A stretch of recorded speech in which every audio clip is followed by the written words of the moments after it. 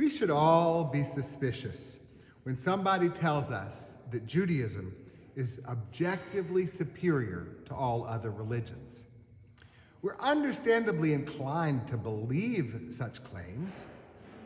After all, we profess and practice Judaism or are part of a Jewish family. We've embraced the religious tradition into which we were born and raised, or we've chosen Judaism for ourselves, or both. Still, we should be wary.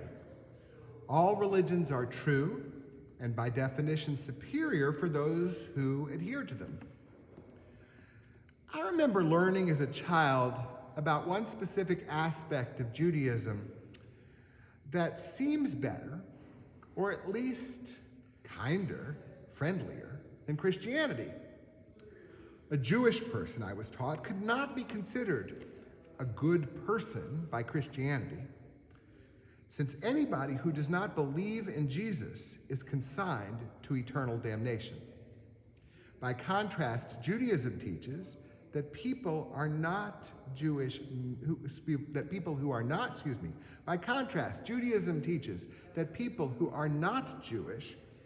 merely have to abide by 7 laws in order to be considered righteous. That is, according to Judaism, non-Jews have an easier route to righteousness than Jews, since we have to observe 613 commandments, at least theoretically, others only 7. For tonight, I want to leave aside the accuracy of that negative characterization of Christianity, except to say that my Christian friends, including Christian clergy, would object. As Reverend Robert Lowry preached from this pulpit a month ago, many Christians clearly proclaim that the Jewish people's covenant with God is eternal, so we are not required to be Christians in order to be counted as righteous. I do want to delve into what Judaism means about those 7 laws that non-Jews must observe in order to be praiseworthy. The origin is in this week's Torah portion, as Noah and his family emerge from the ark.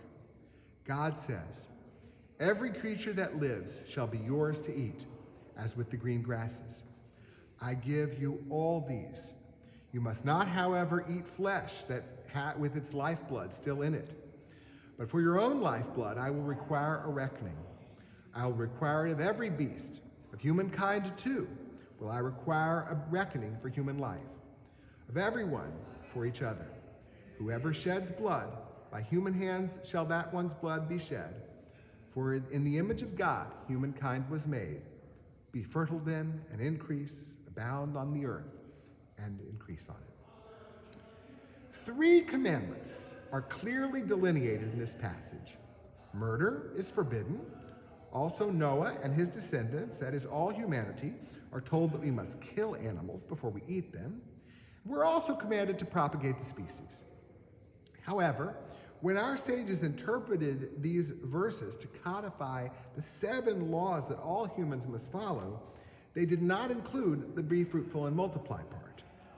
They did specify the prohibition of murder and of eating flesh from the living animal. In addition, they somehow found that these verses forbid all humans from cursing God, practicing idolatry or sexual immorality, and robbery. They also insisted that all of Noah's descendants are now required to establish laws and courts in which to adjudicate them. So far, if we're willing to grant that the sages legitimately derived these so-called Noahide laws from the verses in our portion, we may not be troubled.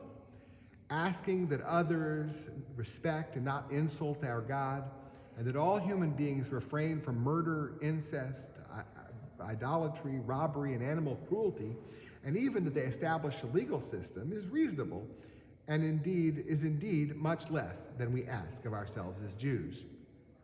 The problem, though, is in the details. For example, what's idolatry?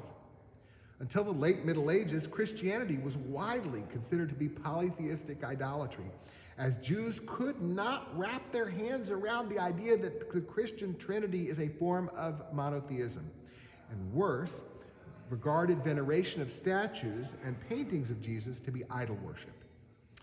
To this day, many Orthodox Jews will not enter Christian churches with iconography for this reason. Moreover, the list of sexual immorality specifically includes male homosexuality much more explicitly than any biblical verse prohibits it. Equally disturbing to many Jews will be a Talmudic passage that forbids abortion to all descendants of Noah. That prohibition is based on an interpretation of a phrase from one of the verses spoken to Noah and his sons. Whoever sheds human blood, by human shall that the one's blood be shed. Another way to read that Hebrew, and the one chosen by these particular sages, is whoever sheds human blood within a person, their blood shall be shed. The sages ask, what is a person that is in a person? You must say, this is a fetus that is in a mother's womb. Accordingly, a descendant of Noah is liable for killing a fetus. This last part flies in the face of what most of us have been taught about Jewish law regarding abortion. We know that the Torah itself says that killing a fetus is not treated the same way as killing a person. We know that in the Mishnah, the original code of Jewish law, a pregnancy may be terminated and the fetus killed, either by surgical or medical means even during labor, if the pregnancy threatens the mother's life. We know that multiple Jewish authorities, beginning with the Talmud, grant to the fetus the status of one of its mother's limbs, most often her thigh. All of these rulings and more lead to the overriding Jewish conclusion that a pregnancy may be terminated for the same kinds of reasons that a person may have any other part of their body removed. That is, if doing so is necessary for a person's well-being. Of course, different individuals will have different thresholds for what constitutes necessity for one's well-being. Therefore, we should not be surprised that some Jewish authorities permit abortion only if a mother's health is seriously threatened by pregnancy, while others, including official positions of Reform Judaism, permit abortion for any reason that the pregnant person and their healthcare provider agree warrants it.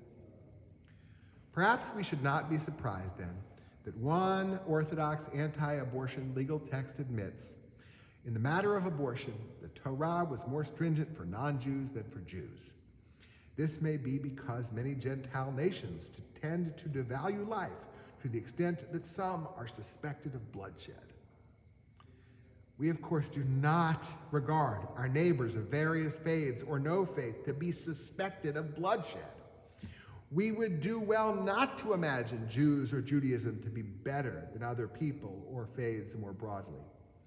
Instead, we would do well to practice humility, to let other religions speak for themselves, not to define any as prohibited idolatry, to celebrate each person who lives in a way that is true to their authentic selves, their sexual orientation, their gender identity.